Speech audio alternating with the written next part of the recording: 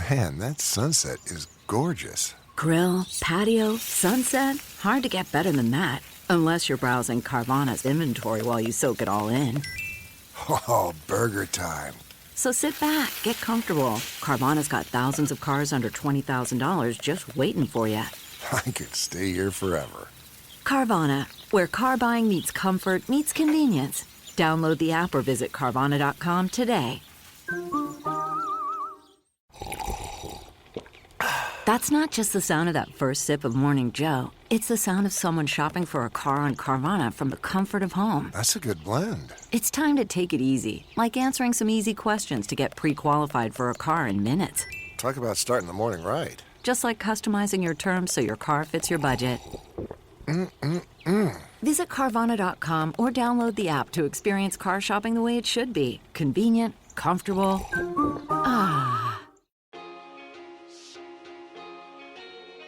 Hello and welcome. I'm Sam Harris, and it is my true honour and pleasure to host you here on the Growth Mindset podcast. I talk to amazing individuals about how they achieve their dreams and break down the strategies it takes to lead explosive tech businesses to being paid to travel the world.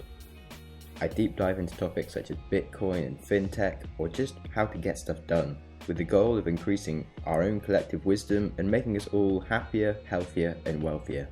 Who doesn't want that?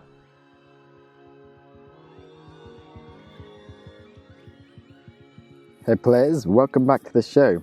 Or if this is your first time, get ready to learn lots and hear some fascinating stories. Because my guest today is Eamonn Carey. He's an Irish entrepreneur who has run or helped out with various accelerators, most recently Techstars and Zeroth AI. He's also started several of his own businesses and is now launching his own VC fund. As well as finding time to work with all the different businesses he is involved in, he still manages to chill out and enjoy life and family, which is always a sign that someone knows what they're doing, I think. So he gave me a lot of really good advice when I was starting my own business under Zeroth AI, and I just found it a really good opportunity to talk to him in detail about his experiences and really enjoyed the podcast with him. So without further ado, I'll let him introduce himself. So my name is Eamonn Carey. I guess in the context of today's interview, I'm a venture partner at Zeroth, which is an early stage accelerator for AI and machine learning companies in Asia. I'm an angel investor, managing director at Techstars, which is one of the world's largest accelerators, and an occasional entrepreneur. Originally from Dublin, but now living in London and on airplanes a lot of the time, unfortunately. Okay, so first question. How did you first get involved in VC and accelerators? I had a couple of companies of my own, I guess two of which worked out and a couple which didn't. And so I always remembered like the people who helped me out when I was starting my business, the kind of folks that would sit down and say, you're crazy for structuring a contract like this, or, oh, that's not how you send a sales pitch, or, you know, whatever the advice was. Because most people were super unhelpful. I always remember those people who went out of their way to be nice. And I always kind of said to myself, look, if I'm ever lucky enough to be successful, that at a point where someone else comes to me looking for advice, that I would always give that freely if I could. And so I started doing some kind of angel investing and kind of working with early stage companies. About 2011, we'd had a games company that had been kind of reasonably successful, and the guys from GameStop had acquired it. And so we're kind of working with companies who were looking for funding, or companies who were looking to come into new markets or kind of understand how they could develop, and helping them out. And through that started making, you know, some small angel investments, and then met a guy called John Bradford who was bringing Techstars to Europe at the time, setting up Techstars London. And they had that whole ethos was kind of helping people, mentoring people. You know, it's a mentor-driven accelerator program. And I thought, this is perfect. Like, I'd love to get involved. And so I started working with them, mentoring and helping out. And then it just kind of scaled from there. Like, I loved it. I loved being involved, mentored on all their London programs, went over and mentored in Berlin when they launched there, and Tel Aviv when they launched there, and became an entrepreneur in residence on a fintech program that they had. And, you know, was kind of continuing to do investments at that stage. And then, you know, Techstars asked me to run a program in New York eventually, and got the opportunity to go over there and invest with them. So it was kind of, I suppose, accidental in some respects. You know, I never kind of, if you'd asked me 20 years ago what was I going to do with my life, or 10 years ago, like, there's at no point would I've ever said I want to invest in companies. You know, I think running a startup is probably, it's a terrible metaphor, it was a bit like taking drugs. Like, you kind of get addicted to it. What I've realized about investing, particularly at an early stage, is actually it's kind of like helping run, you know, I've got 24 or 25 companies in my portfolio. So you're kind of helping all of them. And all of those people are much smarter than me. So they have much better ideas than I ever had. So it makes me look good, and it makes my life a little bit easier to help them with their ideas. And it's just, look, it's amazing. Yeah, and to be fair, one thing I found was it's really nice helping lots of different people and just being able to go into a session and have different ideas of how to solve their problems, and then be able to walk away and let them deal with the problem, and you can just go somewhere else and have some more ideas for someone else. Don't tell it. Like, that's the dirty secret, right? You get to all of the benefits of running a company without like waking up at 3 o'clock in the morning looking at the ceiling going, oh balls, how am I going to do this? You know, payroll. So it's, you know, it does have there are a lot of fringe benefits to doing it, particularly at early stage where that accelerator process is really interesting for me, because you can tease out ideas and you can help companies through pivots, and stuff that you talk about on a Tuesday might be in their product on a Wednesday or Thursday. Whereas, when you're working with companies that are Series B or C or further along, you might have this brilliant strategic direction that they can go in, but, it's much harder to move the needle for those folks. So that kind of early stage, first 2 years of a company's life, 3 years maybe, I think is where I'm happiest now and happiest investing and working. So you feel there's a different skill set required for bigger companies then? Like, once a company gets to tens of millions of dollars in funding or has like 50 or 80 or 100 staff, they become very different beasts at that point. And it's not that it becomes less fun, it's a very different set of challenges, but it's just not one that I'm probably as good at. If I look at most VCs, like pattern recognition, right? And, having worked with hundreds of early stage companies through Techstars and other accelerators around the world, I can spot those patterns. Yeah. I've worked with far fewer public companies. So if I was sitting on the board of a public company or, trying to advise the CEO there, be like, based on a data set of nil, I think you should do this, which might be the right decision, but it would be me going on gut rather than kind of going, oh, I've seen this happen. I've seen this company fuck up their legals this way 100 times before, so I can tell you don't do this, or typical stuff. Like, you see the same things, like fundamentally almost every company has roughly the same problems, like one of a half dozen maybe problems. And so, helping them solve for that is kind of interesting, especially across multiple different verticals and areas. And it keeps me, like, the good thing about working with dozens of companies or maybe even hundreds of companies a year, mentoring on different programs, is it makes me, like, it feeds my intellectual curiosity. I'll be like, oh, company X is working on using fermentation to change flavor profiles. It's like, I've always been a fan of the end product of fermentation, and drinking it. Never really understood how it worked. And when I started working with those guys, I was like, shit, I'm going to have to read a bunch of stuff, like watch some YouTube videos. So every new company that's doing something that I don't know anything about kind of forces me, at least minimum, like I have to read one blog post to kind of make myself look smarter. And so that's really interesting because, it theoretically makes you a better dinner party guest. Yeah, and I guess I have so many ideas in different areas. It's so nice to be able to actually be involved and do stuff in different sides of businesses that you'd never really get to with just one lifetime of entrepreneurship.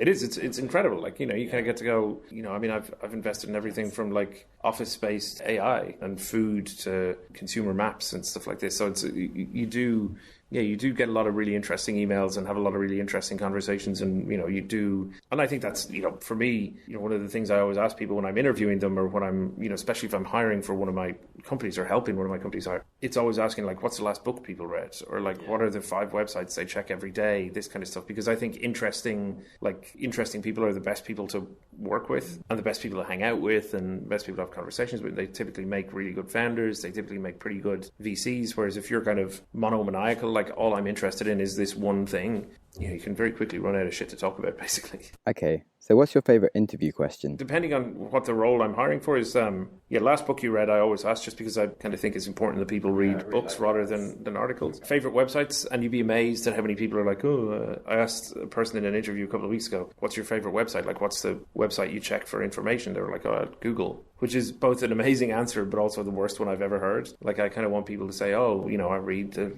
New York Times and Reddit and Hacker News and these types of things. Yeah, and then if it's someone I'm going to have to hang out with more regularly, then what's the last TV show they watched, the last movie they saw, the last album they listened to. But yeah, that's my de facto interview. I'm the world's shittiest interviewer. Like, I never ask any hard questions. I always ask just really stupid questions, but that there is kind of like a thread of logic sitting behind, hopefully. So you must have seen so many applications. What is it you look for and use to help you filter all the applications to decide who's going to get onto one of your accelerators? The team is honestly always the biggest thing. And I think every investor I've ever seen invested says roughly the same thing. Like the team is kind of like the fundamental thing that you look at. Like what are the backgrounds of the people in the company? Why are they building that company? What if it's someone trying to build a legal tech company and they've spent their entire lives working as a film producer? It's probably not going to work, right? So are they scratching a niche that they felt themselves? Do they have some degree of kind of domain expertise, or are they just really interested in this and really passionate about it? You look for like team cohesion and dynamics. So, people who've known each other from university or who've worked together for a couple of years or who have kind of some long-standing relationship, because in theory, if you've known someone for a couple of years, you like them enough to hang out with them every so often. Like one of the interesting things, relatively recent years that we've seen is you get a lot of companies applying for programs and coming in and they've literally never sat in the same room as one another. Like their entire business has been Slack and Skype. Yeah. And then they come and sit in a room together and it's like, I didn't realize you were a vegan. Like I want to eat steak every day or whatever. Yeah. Like there's all of these weird personality clashes that you go through, and going through whether it's an accelerator program or taking money from a VC is actually a really stressful thing to do. Yeah. So you want to make sure those teams can stay together. And you want to work with good people, right? Because roughly 20 or 30% of companies that go through, particularly through accelerator programs, will change the business. So the company that, the business that they apply with and the business that they exit with will, in some cases, be a tiny bit different or an order of magnitude different. And so you want to make sure you back people where it's like, I don't know if this is the idea that's going to be mega successful for you, but I know you're going to be mega successful and I want to be along for the ride. As long as you don't suddenly decide to do like Airbnb for cats, right? Along the way, then I suppose I'd probably have to beat you to death. We say in a company with a CEO, a CTO, and a COO, if you were to lose your CTO, would they need to hire a CTO straight away or get a new person on board? No, I don't think so. I mean, I think, ultimately, and it's always funny, like I always wonder about like job titles in startups. Yeah. Like there's like everyone kind of does, until you get to probably about 10 people, everyone kind of does everything. Like everyone is the COO and everyone is the CEO and everyone is, and all of you guys are technical as well. So in some companies, it's like, okay, the CEO is like the vision person who can't do any coding or do anything else. Most of the CTOs of bigger and rapidly scaling companies I know they haven't opened Sublime Text in a long time or whatever, program they use, because most of what they're doing, like once you raise Series A funding, anyone who's got the title C in their job is mostly hiring people. Probably about 50% of your time is spent hiring people. Another 50% of your time is probably spent like in a meeting talking about who you're going to hire, or in a meeting telling them what to do after you've hired them. So actually, it's funny, like having now worked with lots of companies. I mean, and everyone has that ego thing at the start. It's like, oh, I'm the CEO, and you get your business card, and it's like, oh, I'm the CEO, and you hand it out. I'd hate to be a CEO now. It's like you get to do so few things that actually impact your business a lot of the time. Like you spend so much time in meetings about meetings and stuff like this. Like you've got to be very careful that you're able to separate yourself out from that. And I mean, I was always really rubbish at like letting go of things when I was running my companies. It was like, learning to trust people is a very difficult thing to do. So any C-level title is tricky for a bunch of reasons. Also, the biggest thing that you'll find is like once you build something that loads of people are using, all of that shit goes out. They're just like queuing up to give you money. Yeah. So I wouldn't worry about it too much. That's really funny because we're already starting to see some of that come true on the course. So can definitely testify that you are 100% correct there. Yeah, and it happens, right? I mean, look, this is, but it is all of these little things, that any program will bring out. Like I remember going traveling when I was in college, with a bloke, and we basically got off the plane and he was like, I want to go home, because we went away went to Israel, and we got off the plane, and I think he basically assumed that Israel will be basically Ireland but about 5 degrees warmer and nothing else will be different. And then you get there, it's like actually lots of things are different. Like the buildings are different, the smells are different, the food is different. Everything was like, oh shit, I can't do this. Some people are just wired differently, I think, and it's putting yourself in a high stress situation is a tricky thing to do. Like, I mean, voluntarily doing it is almost probably a sign of insanity, but then probably starting a company is a sign of insanity as well. Yeah, especially after you've already started a few. And it never leaves you. Like, I mean, even still, and you mentioned it earlier, like every so often I'll sit there going, what would be amazing is if someone did X for Y. And you kind of sit there going, maybe I should do it. Maybe I should. And you kind of sketch out the idea. Like I have notebooks of ideas and pages on Evernote of like, oh, what about the app that does this, or a gestural recognition system for the future of computing, or whatever else. Yeah, it's an itch that you can never quite scratch. Do you think there's an advantage in young people starting companies that have a certain naivety? Oh yeah. If you could kind of, like Matrix style plug, some information in and understand what we like 2 years would feel like, no one would do it. Like literally no one would ever start a company, because you do go through, like, I can't remember who said it, but they were like, there are two states for an entrepreneur to be in. It's like either total euphoria, like everything is incredible, like we shipped this feature on time, or we got 100 users, or it's like everything is shit. Like this is the end of the world. We're going to run out of money, and I'm going to have to let all these people go. Or like, there's no Christmas this year, basically, and there's no in between point. Like even if you're Mark Zuckerberg, you probably, and I honestly believe that. Like you do vacillate between those 2 points pretty regularly. So I think one of the reasons people start companies is like there is an intellectual challenge. They feel an itch that they want to scratch. They want to be their own boss, like working for other people. If you've got really good managers and really good bosses, then working for other people is incredible. And I was lucky enough to work under, one or two folks who were amazing managers. I was also unlucky enough to work under a couple of people who were terrible managers. And so for a lot of people, if you're working for someone who's a really terrible person, what's more alluring? It's like, oh, well, maybe I could go and start my own, whatever, shack selling crab cakes on the beach, and even if I only make minimum wage, it's got to be a lot better than dealing with this twat, 8 hours a day. Because that's the thing, as far as I can tell, we have a finite amount of time on this planet, and wasting, a good third of it working with people who are dickheads is not great, because at some point your hair is going to start falling out, and you're not going to be able to walk around as much, and like you'll forget shit. It's like, make as many amazing memories as you can while you can.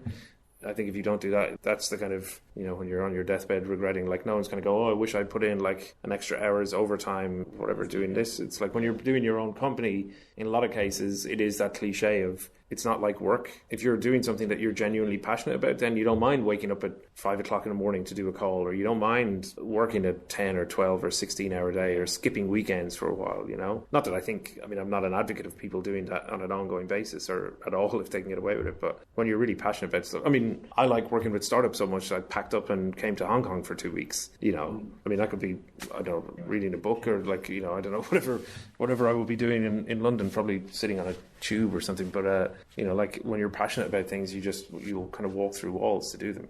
Wow, thank you for a very inspiring speech just then.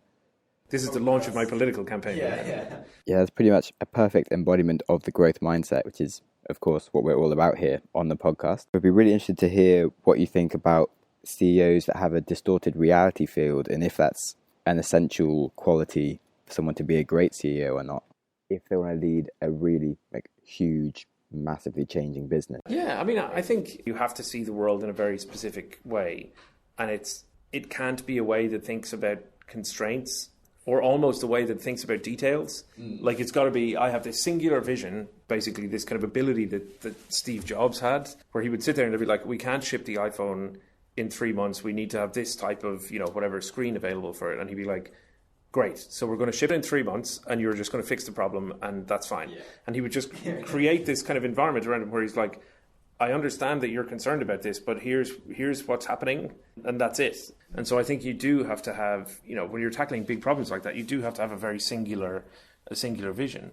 And what you learn over time, like the great CEOs are ones that have that vision, but are also willing to kind of accept input from people around them. And so, every CEO of every company should be the guardian of the vision that they have, or that the company is striving towards, of course. But they should also be the type of person that can kind of get into the weeds and be pragmatic. But what about getting timelines that are slightly realistic so people can actually work with them, rather than stuff that's completely out of range of anything normal? It's like working with developers, right? I remember working with people before, be like, how long before this feature is ready? They'd be like, it's 1 week. And then you would go back 1 week later, be like, how long before is the feature ready? I'd be like, no, it's a week. And you go back a week later, and it's like 2 weeks. Yeah, like every, software development kind of is elastic, I would say, to say the least. And so I think it's like, yes, have the vision, but you need to have the flexibility to kind of go, okay, well, to get to point X, 3 months or 2 years or whatever in the distance, then all of these ducks have to be in a row to start with. And like, I'm a really big fan with companies of like kind of going, okay, so here's the end point, right? Here's your desired goal that you want to get to. And that might be, we want to launch a product and get like 1,000 upvotes on Product Hunt and get 50,000 downloads. And you go, okay, that's great. Like, let's set those, 2 or 3 tasks out, or 2 or 3 kind of KPIs, wherever you want to go, and then map backwards and go, okay, well, what are all of the things that have to go right?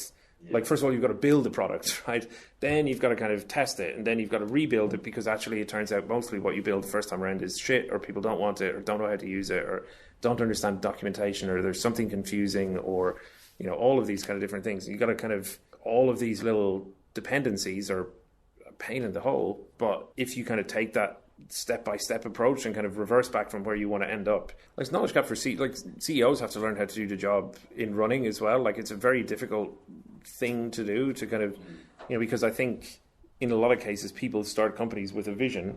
The fact that they're not at point, you know, the end point straight away is actually super frustrating. Yeah. And so, you know, the more people that you can kind of, the more meetings that you have similar to the one that we had today, or the more kind of people that you meet that kind of give a bit of perspective, the more I think that CEOs, like great CEOs, learn from that and go, okay, in order to get to the perfect version of the vision that I have, we need to do things properly. And yes, it might be frustrating, and yes, I might kind of need to join a boxing club and hit a bag every so often to get my anger out. But in order to get there, you know, and I mean, I run into this with portfolio companies all the time. Like, it's probably even worse to have an investor who has a vision for your company, because I'm kind of sitting there going, you should be aiming for here, and, you know, the CEO is kind of going, yeah, but you're the one that's also telling us to get there, we have to do these 5 things first. It's like, oh, so sometimes my own logic is used against me, but you know, it happens. Huh. Yeah, you can't have it every way. Okay, so at this point, it'd be interesting to backtrack a little, and I'd really like to know more about how you actually launch a VC fund, because it just seems like a bonkers thing to just suddenly do and have no idea how you would do it. Like, what do you need to start?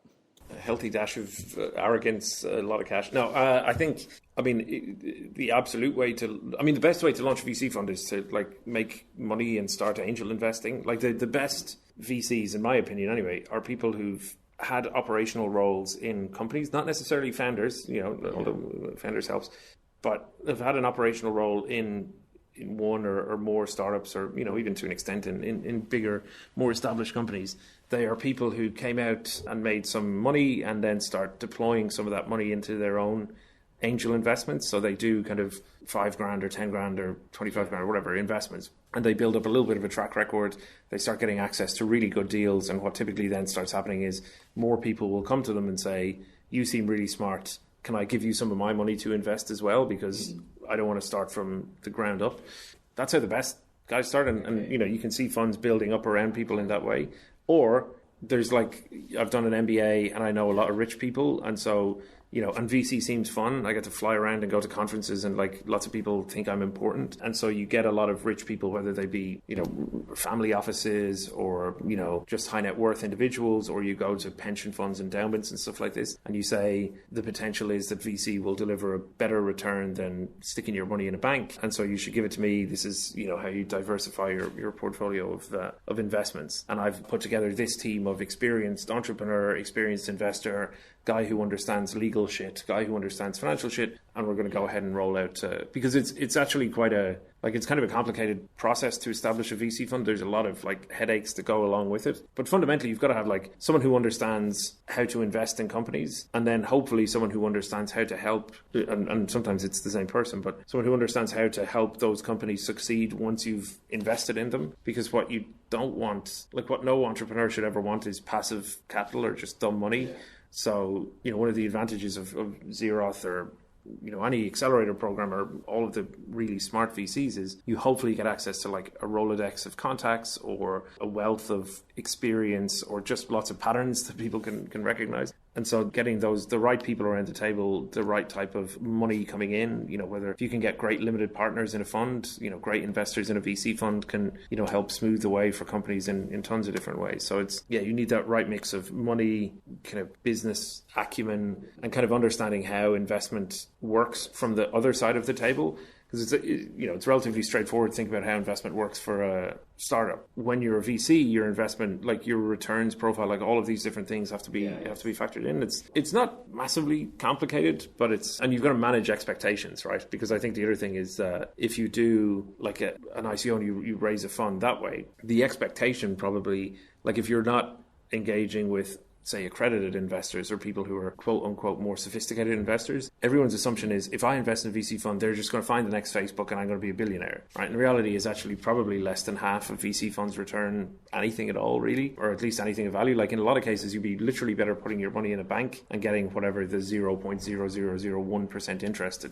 Lloyd's or whoever else gives you. You know, the vast majority of VC returns are driven by invest in 4 VC funds and hopefully yeah, like I mean, or invest in a really good VC fund, like invest in like Andreessen Horowitz or Excel or Union Square or one of the recognized folks, or take the Techstars and 500 startups and Xeroth and YC approach, which is if you invest in 1,000 companies, there's a better than average chance that one of them will more than return the fund. Like there's a theory that says you have to invest in 100 companies to have a chance of making money, which by that logic I've got a long way to go, but I guess I'll eventually get there. So I would spread, like, I think early stage investing, like super early stage seeds, kind of accelerator stage investing, is almost like its own asset class at this point. And so you can do a lot of really interesting things investing in companies at that stage. VC typically plays, the investment is de-risked a little bit because companies raising Series A have typically hit some magic number of users or revenue or whatever else. So it's less risky putting the money in.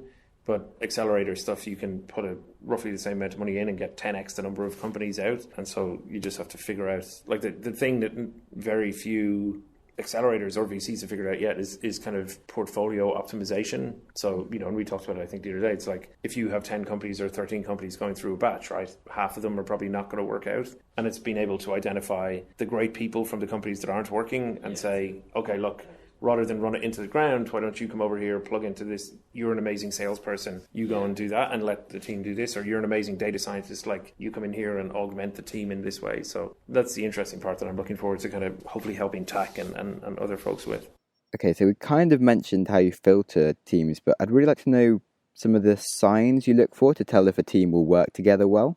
Yeah, so I think you look for, I mean, it's like, it's not in fact anything like this. You're looking for like micro gestures and little signs that the team isn't functional or functioning. So if I ask a technical question, does the CTO answer it? If I ask a technical question and the CTO answers it, does the CEO jump in over them and go, I think what person X is trying to say is this? If you ask a business related question, CTO answers it, are the other two people rolling their eyes or looking at one another, or are they looking at the ground when he's talking? Like, all of those little gestures are things that you've got to look out for, because I think you've got to understand what the team dynamic is. And if it's apparent, and you can tell, like, I mean, honestly, you can tell really quickly, these two people hate this person, that's going to be tricky. Or this person is an asshole, like egomaniac, like talking over everyone, that's going to be tricky. And yeah, you know what, like, by that logic, some investors would have missed out on, like, Uber, for example. There are a whole range of factors that you take in, like, so going through the,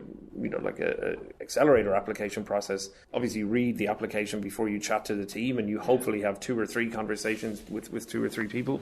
But those are the little things that you look out for. It's like body language, behavior, like how people talk to one another. Do they laugh on the call? Right? Is there an in-joke that they tell and everyone is kind of in on it, and I'm sitting there going, okay, I don't understand, but it's great that you have that chemistry. That type of stuff is really important, because you've got to, like, problem with accelerator interviews in particular is, like, I literally have 10 minutes in most cases, and if I'm really lucky, I might speak to you over a couple of interviews. Or if I'm, like, really interested in the company but on the fence, I might get in a plane and go and meet you, because I want to see what that dynamic is like in real life, and I want to get really maybe a bit more under the skin of the business. But in a lot of cases, literally, I have 10 minutes in which to say, these people seem all right, or these people seem crazy. And you do have these weird things where you kind of go, look, does this seem like someone I'd like to go and have a beer with? Because in this environment, it's actually, you're like spending 13 weeks cheek by jowl with people. If you don't like, I mean, I think anyone who's an MD or an investor of any description will tell you the same cliche thing of, like, no parent has any ugly children, and so you don't want to be in an environment where you're kind of like, this person, like, I deliberately don't want to spend time with this person because they're not nice. You kind of want to try and optimize for working with good people. Don't work with dickheads is the kind of key message, I think. Okay, yeah, that's really good advice. So I'd like to know, what's the most unusual pivot you've ever had on a Techstars program, or any other accelerator, of course? We had a company that came in they built a social network for moms, like people who were expecting babies or had recently had babies. And it was 5 guys who built this up. It was like, are you sure This is what you want. And they all, I think in all cases, had wives who had kids, and so they had that kind of understanding.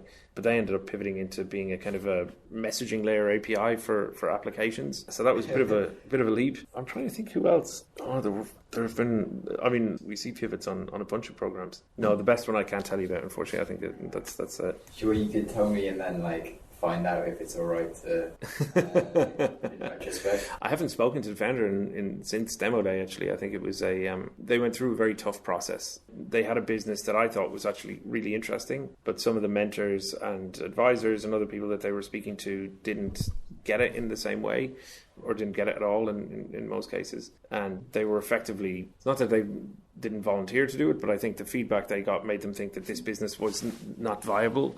And so they went off trying to kind of figure out what else to do. And in the interim, someone else launched a version of their product, a substandard version of what they had been planning, and it became like this sensational success. And it was a very painful lesson for the founders. And then they ended up pivoting into something that was totally unrelated. In fairness, they still did one of the better demo day pitches I've ever seen. The founder was like an amazing pitcher, but that was a classic example of you can put 100, like Techstars London has like 150 mentors or something like this. You put 150 smart people in front of a business and they'll give that business really shit advice. And that was in fairness, it's an edge case. Like usually businesses get good advice in aggregate, but that was one where actually the advice wasn't great and they took the wrong advice, I guess. Yeah, filtering advice as an entrepreneur can be really hard. Sometimes you just have to go with your gut. Yeah, and I mean, that's in probably the vast majority of cases, that's the best way to do it, right? Like listen to and try to synthesize all the advice that you get from people, or all the conversations that you have with people. But at some point you do have to go, all right, well, I have to, and this is the thing is that a lot of these processes that you go through early stage and accelerator can kind of lead to decision paralysis. Yeah. So it's like, I'm getting all of these kind of different opinions and all of these different conflicting pieces of advice. Like, what the fuck do I do? But at some point, you do have to go, I'm going to do this. And that can be, you sit down and talk about it as a group, or it can just be, no, I have decided we're doing this. Yeah. Because somewhere in there, it'll have been informed by the conversations that you've had. But at some point, you've got to shit or get off the pot, basically. Yeah, it can get a bit overwhelming when you're getting so much advice from different people to work out which is the advice you need to take and which stuff you need to ignore and cut out and just actually do something. Honestly, we had conversations about it with a couple of the companies over the last few days, and I think I said it in the kind of all hands meeting the other day as well. It's like a lot of the time, and there is a temptation, and I see this all the time with companies. They're building a product, and then they meet an investor, and the investor goes, oh, I think product should be X, or, this will be cool. And then you talk to them afterwards, they're like, we've decided to pivot into this. And it's like, if you build a business to make a VC happy, then you're doing it the wrong way. Like you got to always think about your user. Like, what is it? Who are you building this for? Why are you building this? What are they going to want? Not some fucker in a sweater vest. Yeah, customers are always king. And it's interesting. I found some of my best mentors are the ones that are completely happy with me to just ignore their advice as long as they feel that I listen to the bits that are needed. And there are some, I've worked with some mentors who get really into, they're like, spent all this time working with this company and they haven't followed my advice. And it's like, well, what do you expect? Like that people will slavishly do everything you say. That's kind of not being a mentor. And that is taking that advice on board and figuring out what's useful and what's not. Is, I always think with mentors as well, it's like, sometimes it's worth going back to them and going, actually, we did listen to what you were saying. We did take it on board. We were, considering it, but actually based on all these other factors, we decided to go in a different direction. And that's like, and I'm not saying you have to do that, but if a mentor ever does get a bit stroppy, then you can usually diffuse the situation by doing that. So what's the best piece of advice you've ever had from a mentor? Don't work with dickheads is basically like, there have been occasions where I've been tempted to do things, whether it's take a job or invest in a company or do, different things where it's like, am I sacrificing some of my principles to do it? The answer would have been yes. Or am I going to be working with someone who I find somewhat distasteful or unpleasant or whatever else, but maybe there's some fringe benefit or longer term benefit or whatever else? Like in all of those cases, if the solution is that I have to work with someone who I really don't like, then, and I've talked to lots of people about that, like, that's across the board. The best advice I've gotten from the best people is like, just don't work with people that you can't deal with. Especially like if I invest in a company and that company is successful, I will be working with that person for maybe 10 or 20 years. Because if I'm one of the earliest investors in your business, okay, I might not be on your board when you're going to, do a public listing, but I'll probably be invited to your birthday party, or we'll at least hang out every quarter, we'll have a chat every so often. So you're building a long-term relationship, and I'd much rather build long-term relationships with people who I actually like. And so the people who told me early on, like there were a couple of choices that I had, some of which I didn't always make the right decision, obviously, but the kind of aggregate stuff from the smart people I met was, don't be willing to move on certain things, but when it comes to kind of working with people that you find unpleasant or distasteful or lazy or whatever else, there's something about them, you're building a rod for your own back. Cool. Okay, so it's talking about so many different things that you're doing, and I'm just really want to ask you, how the hell do you manage your time and have time to give to all these different people and ideas? Yeah, I mean, I think you schedule things in relatively short slots and kind of think about, I mean, I think about life in terms of kind of buckets of time. Yeah. So I knew, for example, with Xeroth, it's like, okay, because I'm in Asia, a lot of the calls, I can't really do any calls with anyone in America, right? Because it's too much of a pain in the arse. So I've said to all my US portfolio companies, I'm really only available on WhatsApp for the next 6 weeks. And if it's an emergency, yes, we can do a call, but mostly not really around. For anyone I'm working with in Europe, it's like, okay, well, I'm kind of available in the evenings here. And so I looked at tax scheduling for here and I knew, right, we'll do stuff in the mornings, we'll do stuff in the evenings, and late afternoon I can kind of get away with. So I think if you kind of think about your time in that way, it's actually not that bad. And also most, I've 24, 25 companies in the portfolio, right? In most cases, I'll talk to them for 15 minutes, 20 minutes a fortnight. We don't talk that often. So I'm only on a handful of boards. So the companies I invest in, and particularly whether it's Xeroth or Techstars or anywhere else, it's actually probably better for us not to take a board seat, because if I did, then I'd have, if I had 12 board seats, then I'd be fucked, right? Because your average board seat takes roughly a day a month worth of your time, maybe a day every 2 months. And then we tell companies don't meet so often, right? You don't, when you're early stage, you really only need to have a board meeting every once a quarter, maybe. But mostly, typically I hear from teams if things are going really well or if things are going really badly. And when things are going really badly, then you make time and you find time to have conversations and stuff like this. But by and large, my role is when the program is on, it's really intensive and you're working with people and all that kind of stuff. But when the program is not on, most of my role is finding interesting new companies to invest in, helping my existing companies kind of grow and scale and do interesting things. Like running a radio show. Yeah, absolutely. And hanging out with investors and partners and trying to fucking get people excited about investing in, giving more money to the companies that I've helped out. So I think that's, and then I'm always conscious to make time, a generous amount of time for family and life, right? Because again, I'm lucky to have this job, but I'm also very lucky to have my wife and my parents and, all of these other people that I want to spend time with. And so I think you just, I have fairly decent scheduling set up now. So, I have boxes of 15-minute slots or 20-minute slots 3 days during the week, which are allocated to meeting with new companies. I have kind of boxes of time allocated to kind of people that I've used to work with or people that I've worked with previously who I suppose I kind of mentor as individuals or whatever.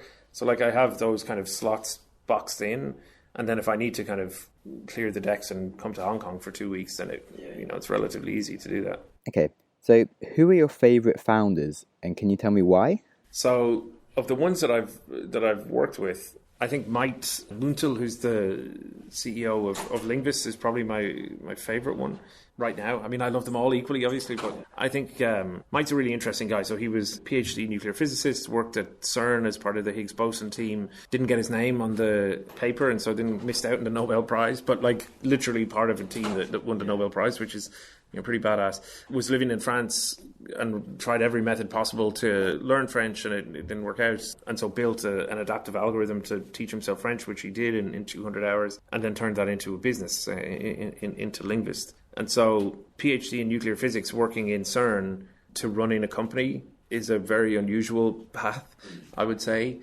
And, coming from academia and hardcore research into, running a company, going through Techstars, all that kind of stuff, there's a very, very steep learning curve, and they're very, very different worlds and very, very different things that you've got to navigate. And I think Mike did a really good job of doing that initially and has done an incredible job. He is a sponge for information, he's constantly asking questions, always kind of getting recommendations for books or, implement, testing little things that he's read about and seeing if it works with some of his colleagues. He really, of all of the CEOs that I know, he's the one who is most eager to learn how to be a better, everyone wants to be a better CEO. He is one of the few that I see taking active measures to be a better one and is developing into a great CEO as a result. Because I think when the company started, there were probably a few people who thought, oh, well, he should go and work on the science because smart PhD guy go and work on the science, like, and leave running the company to the, whatever guys with the slick back hair or whatever else, which is a lot of bollocks, right? The best person to run the company, and it comes back to what we were talking about earlier, is like he has a vision for how he wants to run the company. He has the ability to learn how to run a company alongside that vision, and that makes him, in my mind, one of the best people. I mean, not just one of the best CEOs I've ever, like literally one of the best people I've ever worked with. Wow. So he has like the ultimate growth mindset then. Yeah, and he's just, he's really, like, he likes having a few beers. He's very normal, You have the most interesting conversations when you go out for dinner or for drinks because he kind of has a wide range of interests. So he's just kind of a good person to spend time with. So you think he'd be your top tip for me to interview on the podcast? It depends what you're looking. I mean, so Mike's a really interesting CEO for someone who's scaling and growing at pace now. There's a guy called Augustine Gonzalez who's CEO of Paranoid Fan, which I invested in through my last batch. They're now, knocking on the door of 30 or 40 million users and scaling rapidly, scaling into emerging markets. They're doing a lot of deals in Mexico and Uruguay and places like that. So Augie is a phenomenal CEO and someone, again, who's following the same path as Mike, actually, is like keen to learn how to be a better CEO, has a very singular vision of where he wants to get to, is ruthlessly efficient. One of the things sometimes that great CEOs do is they fire people, and not because that makes them great, but because they recognize this is not going to work out early and quickly and go, I'm sorry, this has to happen. And so, all of these things are kind of are really interesting. I think Augie is heading down an interesting path. So he's a great one. So yeah, I would definitely, one of those two would be a pretty good interview. Thanks so much. It's great to get some recommendations. Okay, next question. What is the last book that you read? So I just finished, I can't remember the title of it. It was a book about modern India. So it was like a super fast internet nation or something like this. So it's about kind of like emerging middle class in India and how that country is kind of scaling up, and all of the kind of interesting stuff that's happening, weird political stuff that's bubbling under the surface, some of the tensions with China, some of the kind of nationalistic, religious tensions that exist there. I wanted to learn more about countries in this part of the world before I came out here, so I bought that book on India, and I've got another one on Korea to read. So it was super interesting to read that and to get a bit more of a, I think India is an incredible market, incredible opportunities, some great teams and companies coming out of there. So I wanted to kind of get under the skin of that country. Yeah, that's certainly one of the reasons why I was so excited to come to Asia to start doing business, is because of never really knew anything about Asia or how things work out here. Yeah, and it's it's that intellectual curiosity. And it's you have to learn a bunch of stuff about like how does business operate. Like when we did Linguists did their A round with Rakuten and we started having board meetings in Japan. Like I read as much shit as I could about Japan because it's like the culture is so different and so unusual and so at odds with how we do things probably in Europe or the US. So like that is one of the joys of coming here, that like you kind of go, holy shit, like I can go to Indonesia, there's like fucking 250 million people there. It's almost the size of the US. All of these incredible countries and opportunities that sometimes get overlooked. So yeah, that was a good book. I recommend it. Oh, thanks a lot. So what would you say is your most recommended book, however? I mean, I really liked, and it's probably the cliche, but like I quite like The Hard Thing About Hard Things that Ben Horowitz wrote. Yeah, that is becoming a little cliche on this show. And with good reason. Like I've thoroughly enjoyed that. And yeah, I mean, from a non-business book point of view, there was a brilliant one a while ago called Another Mind, which is about consciousness in octopi, which is just really interesting. It was like I'm interested, like from an AI perspective, I think everyone is interested in kind of consciousness in different ways, but this was just like how cephalopods have evolved a very different type of brain and neural network and all this kind of stuff. So it was fascinating to read something that was like unimaginably interesting and had nothing to do with like improving CPA rates or fucking like scaling rapidly or whatever. It was just like genuinely interesting. Although now as a result I can't eat octopus anymore because I feel guilty about it. So as a downside, it's a pretty big one because octopus is very tasty. Not sure I entirely agree. I find it a little bit chewy. But on to your other favourite question, what is your favourite website? Right now, I mean, and it's probably a bit like Google. Like, I think Reddit is incredible. I mean, it's a cesspit of fucking horribleness at times. But I think if you find the right subreddits and the right people, you know, the ability to surface really interesting information on there is amazing. Like, I mean, you know, I've done everything on Reddit. Like, we've found users, we've used Reddit ads, have been pretty successful for some businesses. You know, found insights, found subreddits talking about products that I'd built or products that friends of mine have built. So I think it's pretty useful. The other one is there's a website called, you know, for news and information, stuff like this. Stratechery is great for theinformation.com is brilliant. There's a website called Quib, which is like a really small group of people in the tech industry who share interesting links. And so they typically have really good stuff. But yeah, I suspect at the moment, like, Reddit is probably the site that I visit most often. I mean, because it's kind of got everything from leaked information about the new Star Wars movie to actually some fairly interesting conversations about different cities around the world or, you know, technologies and stuff like that. So it ticks all the boxes for me. Okay, well, that is basically all we have time for. So just quickly, how can people get in touch with you? If you go to twitter.com/Eamonn Carey, EAMONN I'm pretty active on there. Or using, funnily enough, the same name on LinkedIn. You can find me pretty easily, and hopefully I'll say interesting shit every so often there. Well, thanks so much for all the advice. It's been a pleasure having you on. Anytime. Cool, man. Thank you. Oh man, what a great interview. He's such a nice guy as well. And Irish. I mean, he's got everything going for him. But yeah, before this turns into the Eamonn Fanboy podcast, I should just summarise that he just has a really good talent for getting the best out of people and just quickly seeing problems that will bring businesses down. And as always, I like to review my main lessons from the episode. I tried to keep them to 3 lessons an episode, but today I have 4. And to be honest, I'm kind of cheating and I put 2 of them together. So actually it's really 5. But hey, I couldn't help myself and I'm excited. So anyway, number 1. You really only have one life on this planet, so make it count. If you aren't super passionate about what you're doing at work, just try to minimize the time at work or start your own business where you're doing something that you actually like working on. And just try and find your passion and work for your own goals. And as part of that, just don't work with dickheads because you should enjoy your time at work.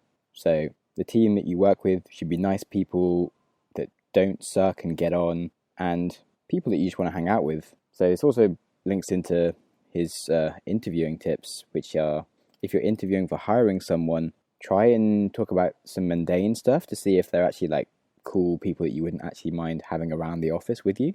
And then if you're interviewing a team for an accelerator as a group of contractors to work with or something, see if the team get on together or if there's any weird dynamic with one of them controlling the others or one of them not liking the thing. So look at the micro gestures. And yeah, just try and find people that aren't dickheads. Okay, so maybe that was 3 pieces of advice in one, but moving on to number 2. Scheduling. Keep control of your time in specific slots so that you know when you'll be able to do different things and ensure that you have time saved for doing personal stuff. So whether you're working on a specific business task or spending time with your family, it's good to just have things separated into buckets, as Eamonn calls them. This way, things won't get interrupted by calls, and especially when you're an investor and you have like many different companies that you're part of and you're working in accelerators with millions of people that all want to talk to you, it's just a good way to keep yourself sane and productive. Embrace the growth mindset. His favourite CEOs have a massive growth mindset attitude to everything. They're constantly learning and improving their skills in the best way. They're like sponges that constantly learn from everyone they meet and every action that they take. Whether it has a good or bad consequence, it's just a chance to constantly improve themselves and their business. Additionally, they're also normal people who are fun to hang out with just because they have so many interests and they really try to learn everything. So just go all in on the growth mindset. And finally, advice. This is a really tricky one, and there's no overwhelming, easy to implement strategy on how to take advice.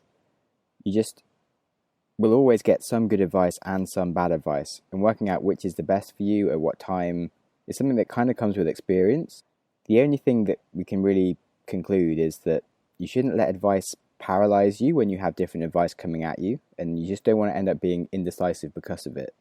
And if you are ever unsure of what to do, just try to go with your gut and ignore everyone else. I think the story of the business that received mainly negative feedback installed on their idea to then lose out on their business to others is not a unique story at all. So you should really have faith in your vision.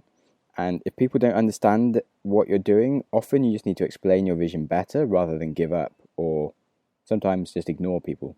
Of course, advice is often really useful, and just ignoring people is also kind of stupid a lot of the time. So a good rule of thumb is to not listen too closely to people that don't understand the industry you're in, and in that case, try to rely more on input from potential customers. Moving on now to books. His first recommendation is a book called Modern India, Superfast Internet Nation, which is, I think, a good read if you want to find out more about India as an emerging economy. He hadn't actually finished it, but he seemed to be enjoying it at the time, and I haven't read it, but I'm sure it's great.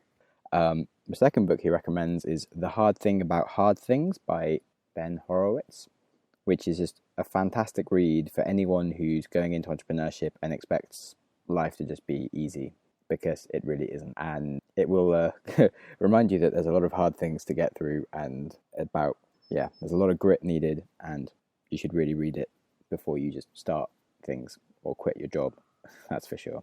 And lastly, he recommends Another Mind, which is all about consciousness in octopi, which just sounds deeply fascinating to think about a completely different way of thinking and perceiving the world.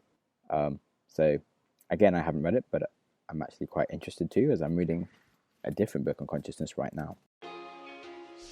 You've listened to an episode of the Growth Mindset podcast. If you enjoyed the show, please subscribe on your preferred app and give me a good rating. I would add, it's been proven that people that give good feedback demonstrate higher IQ and generally just have this irresistible gravity around them that just makes everybody want to be their friends. If you are unable to give good feedback right now, try sharing the show with a friend who will, or just wait for the show to improve. If you have any ideas for the show or you just want to reach out, I'd love to talk to you. On Twitter, I am at Sam Harris Tweets, or Instagram, SamJamSnaps. You can find the show notes on Medium if you search for the Growth Mindset podcast. Thanks so much for listening, and I hope you enjoy your next podcast. Outtakes. So, you may want to be starting a podcast, but before you do, you might want to know that most podcast guests' answers actually start something a bit more like this. Yeah, it's literally, So if you want to be an indie podcaster, you may have a lot of editing to do, but on the plus side, when you wake up in the morning and try doing some recording, you might accidentally sound like Shaggy. Hey players, welcome back to the show. Just in case any of you didn't notice that, because I thought that sounded awesome. Anyway, you can go this time. Yeah, it's literally, Oh crap, I think he's coming back. I suppose I'd probably have to beat you to death. Whoa, easy tiger. Sam's got a dash.